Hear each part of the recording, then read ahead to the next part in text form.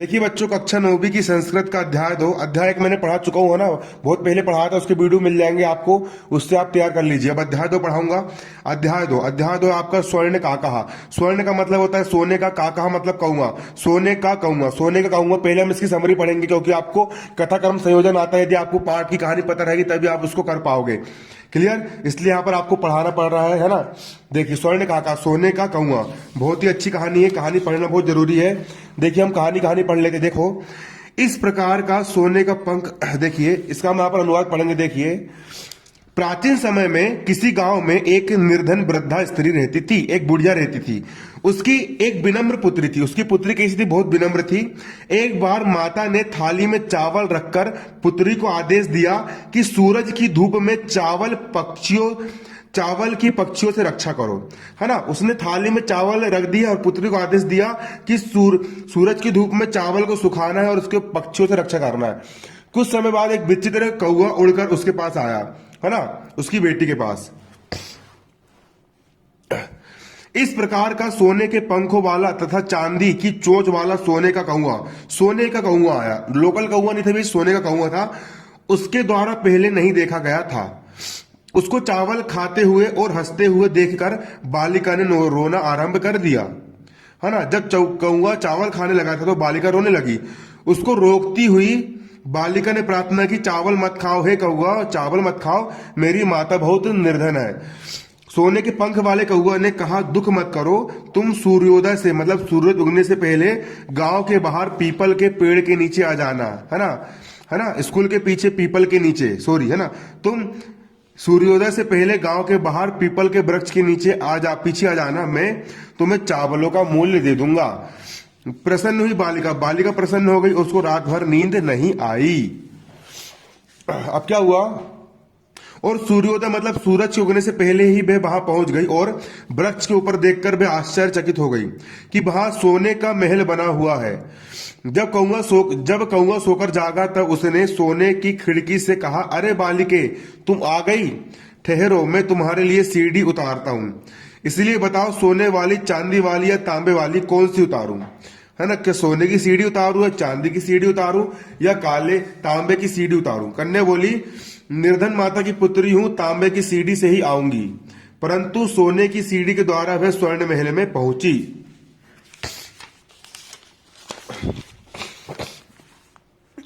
अब इसके बाद बहुत देर तक महल में अनोखी वस्तुओं को सजा हुआ देखकर वह आश्चर्यचकित हो गई। थकी हुई उस बालिका को देखकर कौवा बोला, पहले थोड़ा सा सुबह का नाश्ता कर लो।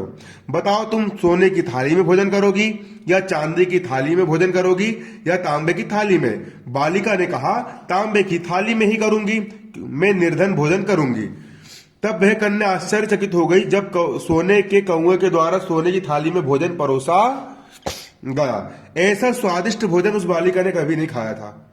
कौवा बोला,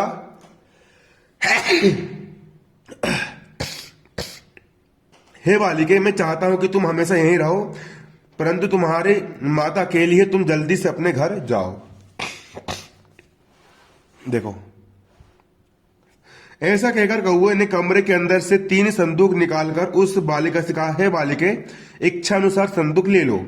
सबसे छोटे संदूक को लेकर बालिका ने कहा कि बस इतना ही मेरे चावलों का मूल्य है। घर आकर उसने संदूक खोला तो उसमें बहुमूल्य हीरे को देखकर वो खुश हुई और वह उस दिन से क्या हो गई? धनवान बन गई, धनी हो गई। अब क्या हुआ? उस ही गांव में एक दूसरी लालची बुढ़िया रहती थी। उसकी भी एक पुत्री थी। ईर्ष्या मतलब जलन के कारण उसने सोने के कौवे के रहस्य को जान लिया।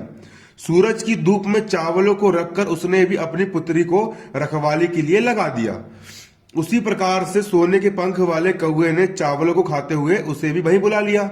सुबह वहां जाकर वह कौवे की निंदा करती हुई बोली, अरे नीच कौवे, मैं आ गई, मुझे चावलों का मूल्य दे दो।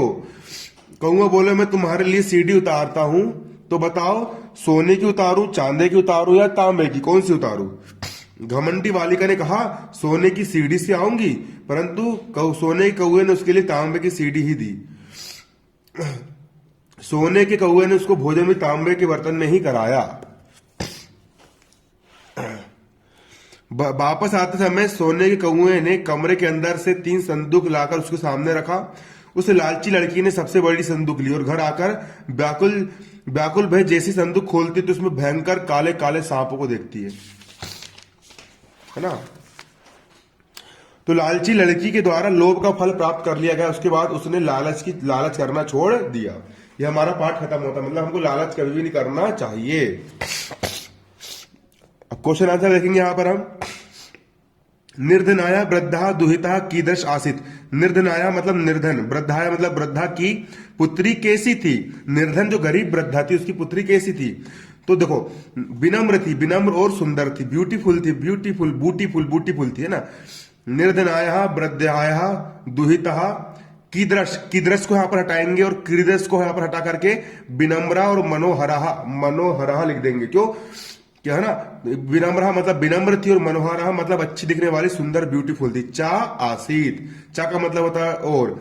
निर्धन वृद्धा की पुत्री विनम्र और मनोहर मतलब कि अच्छी दिखने वाली, सुंदर थी। तो कीदृश को हटा करके विनम्रा और मनोहरा लगा देना है। निर्धनाया वृद्धा दुहिता विनम्रा मनोहरा चा आसीत। क्लियर। दूसरा, बालिकाया पूर्वा की न दृष्टतम आसीत। बालिकाया मतलब बालिका के द्वारा, पूर्व यानी पहले, की यानी क्या, न यानी नहीं, दृष्ट यानी देखा, आसित यानी गया था। बालिका के द्वारा पहले क्या नहीं देखा गया था। बालिका पूर्वा की न दृष्टम, बालिका पूर्वा की न दृष्टतम आसित। बालिका के द्वारा पहले क्या नहीं देखा गया था। तो बालिका, यहां देखो बालिका पूर्वा की को हटाकर यहां पर स्वर्ण पक्षो रजत चक्षु स्वर्णकार कहा। यहां पे क्या लगाना है, स्वर्ण पक्षो मतलब सोने के पंख वाला। स्वर्ण पक्षो मतलब स्वर्ण यानी सोने का, पक्षो मतलब पंख, सोने का पंख वाला। रजत का मतलब होता है चांदी। चच्चू का मतलब होता है चोच। रजत यानी चांदी, चच्चू यानी चोच। सोने के पंखों वाला और चांदी के चोंच वाला। स्वर्ण यानी सोने का, काका मतलब काका मतलब कौआ, सोने का कौआ, ना यानी नहीं, दृष्टा यानी देखा गया था। बालिका के द्वारा इसके पहले सोने के पंख वाला और चांदी की चोंच वाला सोने का कौआ नहीं देखा गया था।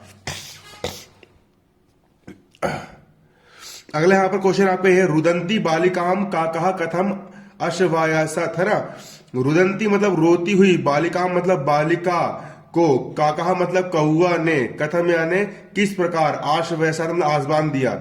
जब कौआ ने उसके चावल खा लिया बालिका के, और जब वो बालिका रोने लगी, चिल्लाने लगी मेरे चावल खा गया, और कौआ ने चावल खा गया, है ना। जब बालिका रोने लगी तो कौआ ने किस प्रकार से उसको ढाढ़स बंधाया, किस प्रकार से उसको आश्वासन दिया। तो देखो, रुदंती बालिकाम काकः आश्वासयत मतलब आश्वासन दिया। मां सुचहा, मां यानी मत करो, सुचहा यानी दुख मत करो। अहम यानी मैं, तुभ्यम यानी तुमको, है ना। तंडुल मूल्यम, तंडुल का मतलब होता है चावल का, और मूल्यम मतलब मूल्य, चावल की कीमत।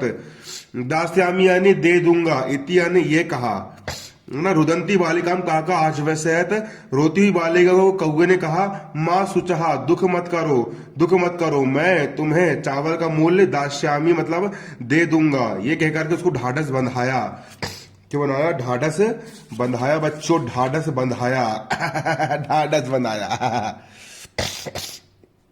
अगला, बालिका किम दृष्टवा आश्चर्यचकिता जाता। बालिका यानी बालिका, किम यानी क्या, दृष्टवा मतलब देखकर, आश्चर्यचकिता मतलब कि आश्चर्यचकित, जाता का मतलब होता है हो गई।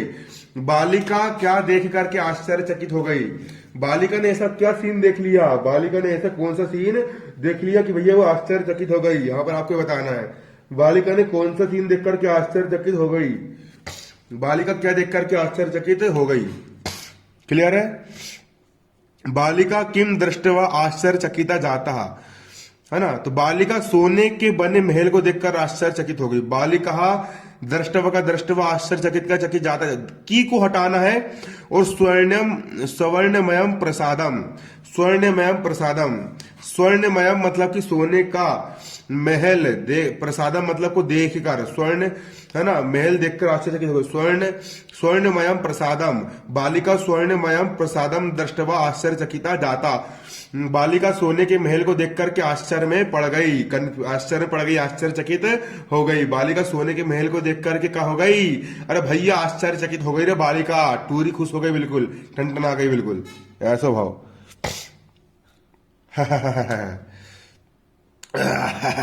गला बैठ गया।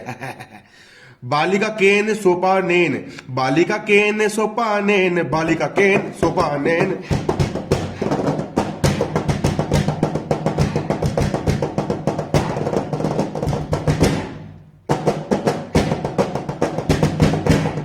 सॉरी, देखो, बालिका केन सोपानेन स्वर्ण भवनम आसाद है ना। बालिका यानी बालिका, केन यानी किस सीढ़ी, सोपानेन यानी सोने के महल, आसाद यानी गई, आसाद यानी गई। बालिका की कौन सी सीढ़ी के द्वारा, सोपानेन यानी कौन सी सीढ़ी से सोने के महल में गई? तो देखो उत्तर देखो। बालिका स्वर्ण सोपानेन, बालिका यानी बालिका, स्वर्ण सोपानेन यानी सोने की सीढ़ी, स्वर्ण यानी सोने की, सोपानेन यानी सीढ़ी, सोने की सीढ़ी से, स्वर्ण भवन यानी सोने के महल, आसाद यानी में गई। बालिका स्वर्ण, केन को हटाना है और स्वर्ण लगाना है। बालिका स्वर्ण सोपानेन स्वर्ण भवनम आसाद, बाकी पूरा क्वेश्चन देख करके लिखना है। बालिका स्वर्ण सोपानेन स्वर्ण भवनम आसाद, सोने की सीढ़ी के माध्यम से सोने के महल में गई। कौन गई? हमारी बालिका गई। अगला यहां पर क्या आपका सा ताम्र स्थलाया, सा ताम्र स्थलाया चयनाय किम तर्क ददाती। सा यानी बहने बालिका, ताम्र स्थालया मतलब तांबे की थाली को चयनाय यानी चुनने के लिए, किम यानी क्या, तर्कम यानी तर्क, ददाती मतलब देती है। सोने की थाली को चुनने के लिए बालिका किस प्रकार का तर्क देती है? अरे सोने की थाली को चुनने के लिए बालिका किस प्रकार का तर्क देती है भैया? ऐसा कौन सा तर्क दी बालिका ने सोने की थाली को चुनने के लिए? देखो, सा का जाएगा सा ताम्र स्थलाय मतलब तांबे की थाली, चयनाय का चयनाय, किम तर्क देती है ना। देखो, अहम निर्धना, अहम यानी मैं, निर्धन यानी गरीब हूं, इति तर्क ददाती, इति तर्क ददाती। सा यानी वह, ताम्र स्थल्य यानी तांबे की थाली, चयना यानी चुनने के लिए कहती है, अहम यानी मैं, निर्धना यानी निर्धन हूं, मैं निर्धन हूं, मैं गरीब हूं, इति तर्क ददाती यह तर्क देती है। अहम निर्धना, की को हटाना और अहम निर्धना लगाना है। बाकी पूरा क्वेश्चन जैसे का वैसा रहेगा बेटा, मुन्ना जैसे का वैसा रहेगा। अगला, गर्भिता, गर्भिता बालिकाम कीदृश सोपनाम अचायत कीदृशम च प्राप्तनोत। गर्भिता यानी घमंडी, घमंडी बेल, घमंडी टूरी, घमंडी बालिका, घमंडी चुड़ैल, घमंडी बालिका, अपने आप को तोपची समझती, झांसी की रानी समझती साली। गर्भिता का मतलब घमंडी, बालिका यानी बालिका, कीदृशम ने कैसी, सोपनाम यानी सीढ़ी मांगी, है ना, अचायत और उसको कैसी, चा प्राप्त और उसको कैसी सीढ़ी प्राप्त हुई। गर्भिता बालिकाम की दर्शम सोपनाम अचायत की दर्शम चा प्राप्त नोत। जो घमंडी बालिका थी, घमंडी बेल थी, जो घमंडी गाय थी, घमंडी बालिका थी, उसने किस प्रकार की सीढ़ी मांगी और उसको क्या मिला। गर्भिता बालिकाम स्वर्णमयम सोपनाम अचायत, की दर्श को हटाना है और स्वर्णमयम लगाना है। सोने की सीढ़ी अचायत यानी मांगी, गर्भिता बालिका ने स्वर्णमयम यानी सोने की, सोपानाम यानी सीढ़ी, अचायत यानी मांगी और क्या मिला, की दर्शम को हटाना और ताम्रमय लगाना है। ताम्रमयम च प्राप्तनोत और तांबे की सीढ़ी उसको मिली। गर्भिता बालिका स्वर्णमयम सोपानाम अचायत और ताम्रमयम च प्राप्तनोत और उसको तांबे की सीढ़ी प्राप्त हुई। क्लियर। अब देखिए यहां पर आपको जो विकल्प दिए है ये भी आपको आएंगे, विलोम शब्द लिखने को आएंगे, संधि वगैरह आएगा, सब कुछ आपको इसी से पढ़ना पड़ेगा। देखो, अधोलिखित शब्द नाम विलोम शब्द लिखिए, आपको यहाँ पर विलोम शब्द लिखना है ना। विलोम का मतलब होता है उल्टा, पश्चात यानी पहले, पश्चात यानी बाद में, तो बाद का उल्टा होता है पूर्व, पश्चात का हो जाएगा पूर्व। हसी तुम मतलब हंसना, रोदी तुम यानी रोना, हंसने का उल्टा विलोम रोना। अध, अध का मतलब कि नीचे और अध का ऊपरी हो जाएगा ऊपर। श्वेत यानी काला, है ना, श्वेत का विलोम हो जाएगा कृष्ण, श्वेत यानी सफेद, है ना, उसका जाएगा कृष्ण। सूर्यास्त्र, सूर्यास्त्र यानी सूर्य का डूबना, उसका विलोम हो जाएगा सूर्योदय। सुप्त का हो जाएगा प्रबुद्ध, सुप्त का हो जाएगा प्रबुद्ध। क्लियर। अगला यहाँ पर आपको संधि, संधि संधि करने के लिए आ रही है यहाँ पर, आपको क्या आ रही है, संधि आ रही है। संधि दो वर्णों के मेल से जो विकार उत्पन्न होता है उसको संधि बोलते हैं। तो निधन अवसत क्या हो जाएगा यहाँ पर, नयवसत, नयवसत। सूर्य धन उदय को जाएगा सूर्योदय, वृक्षस्य धन ऊपरी को जाएगा वृक्षस्योपरी, है ना। ही धन अकार्यत हो जाएगा हकार्यत, हकार्यत हो जाएगा। च धन एकाकिनी का हो जाएगा आ धन ए के मिलने से अय बनता है तो चय काकिनी हो जाएगा। इति धन उक्तवा का हो जाएगा इत्युक्तवा, ई और ऊ के मिलने से ता आधा हो जाएगा इत्युक्तवा हो जाएगा। प्रति संधि का तुम अच्छे डिटेल में पढ़ाऊंगा, इसको याद कर लो, पेपर में यही आएगा ना। जो पाठ के अंदर की ग्रामर है ना, संधि समाज जो पाठ के अंदर दिया है पेपर में, आपको उसी के अंदर का पूछा जाएगा, उसके बाहर का नहीं आएगा, है ना। और पढ़ लेना, पहले पेपर का तैयार कर लो पाठ के अंदर का, फिर बाहर का पढ़ लेंगे, है ना। प्रतिधन अवदत का हो जाएगा प्रत्यवदत, प्रतिधन अवदत का हो जाएगा प्रत्यवदत। प्रधन उत्तम का हो जाएगा प्रोक्तम, आ और ऊ के मिलने से ओ बनता है, प्रधन उत्तम का हो जाएगा प्रोक्तम। अत्र धन एक को जाएगा अत्रेव, तत्र धन उपस्थिता का हो जाएगा तत्रोपस्थिता। यथधन इक्षम को जाएगा यथेक्षम, यथधन इक्षम का क्या हो जाएगा, यथेक्षम हो जाएगा बेटा, यथेक्षम, यथेक्षम हो जाएगा मन्ना। अगला अगला अब यहां पर आपको आंसर दी है और इसके प्रश्न निर्माण करना है, ये तो इंपॉर्टेंट नहीं लग रहा फिर भी पढ़ा दे रहा हूं। ग्रामे निर्धना स्त्री अवसत, ग्रामे निर्धना स्त्री अवसत, गांव में निर्धन स्त्री रहती थी, इसका प्रश्न बनाना। तो ग्रामे का अवसत, गांव में कौन मतलब कि यहाँ पर उत्तर दिया, आपको क्वेश्चन लिखना है, उल्टा करना है ना। ग्रामे निर्धन स्त्री को हटाकर का लिख दिया और अवसत का अवसत आ जाए, ग्रामे का अवसत। क्लियर है। अगला स्वर्ण, स्वर्ण का कहा निवारयंती बालिका प्रार्थ्यत, स्वर्ण का कहा मतलब सोने के कौआ, है ना। निवारयंती यानी को दूर करती हुई भगाती हुई, बालिका प्रार्थ्यत, बालिका ने क्या प्रार्थना की, प्रश्न निर्माण। स्वर्ण का को हटाएंगे और कम लगाएंगे, कम निवारयंती बालिका प्रार्थ्यत, है ना। स्वर्ण का को हटा के यहाँ पे कम लगाएंगे, कम निवारयंती बालिका प्रार्थ्यत, है ना। किसको रोकती हुई बालिका ने प्रार्थना की। अगला यहाँ पर सूर्योदयात पूर्व में बालिका तत्रोपस्थिता, सूर्योदयात मतलब कि सूर्य के उदय होने से पहले बालिका कहाँ उपस्थित हो गई, सूर्योदय हटाएंगे यहाँ पर कस्मात लगाएंगे, कस्मात बालिकी पूर्व जैसा, कस्मात यानी किसके पहले बालिका कहाँ उपस्थित हो गई। क्लियर है।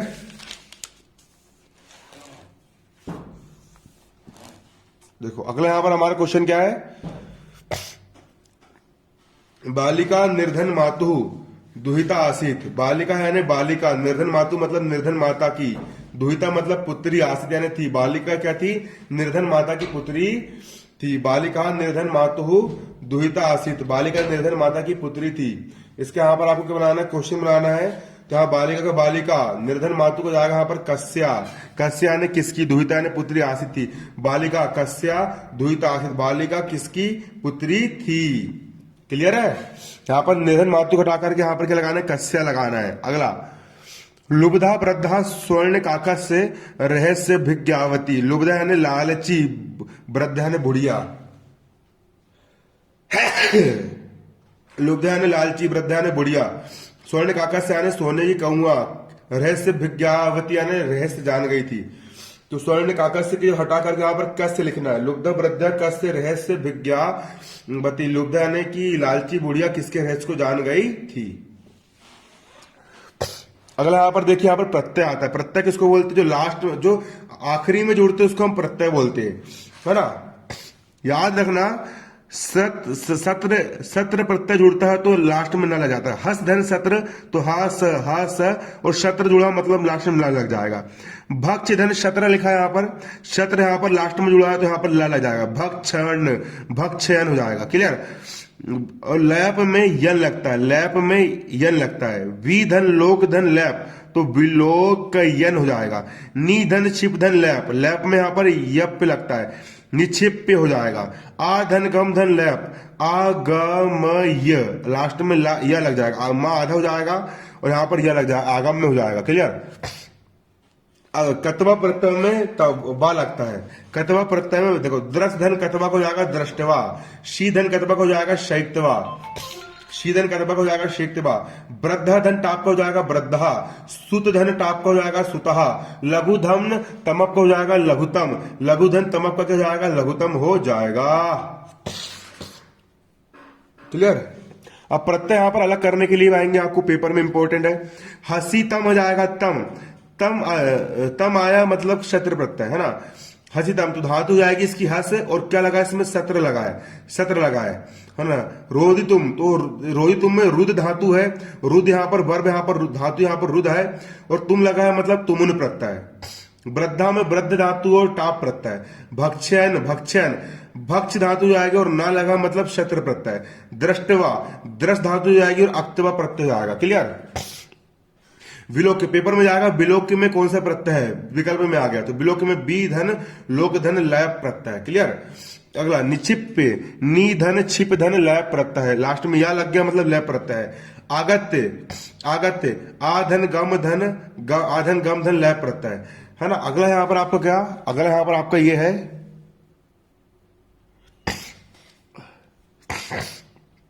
शैक्तवा, शैक्तवा में शीधन अक्तवा प्रत्यय, शीधन कतवा प्रत्यय। अगला सुता, सुता में सुत धन टाप प्रत्यय, सुता में सुत धन टाप प्रत्यय। लघुतमम को लघुधन तम प्रत्यय, लघुधन क्या कौन सा प्रत्यय, तम प्रत्यय है। मैं आपको पूरा पूरा इसलिए पढ़ा रहा हूं क्योंकि भैया नई वाली किताब आई है, कब कहाँ क्या क्वेश्चन पूछ ले कोई गारंटी नहीं है, इसलिए पूरा पूरा छोटा सा तो है वैसे भी 6 पार्ट, एक पार्ट पढ़ा दूंगा, दूसरा पार्ट पढ़ा दूंगा, अब 4 पार्ट बच्चे गज गज गज गज पेल दूंगा पूरे पार्ट, और तुम याद कर लेना।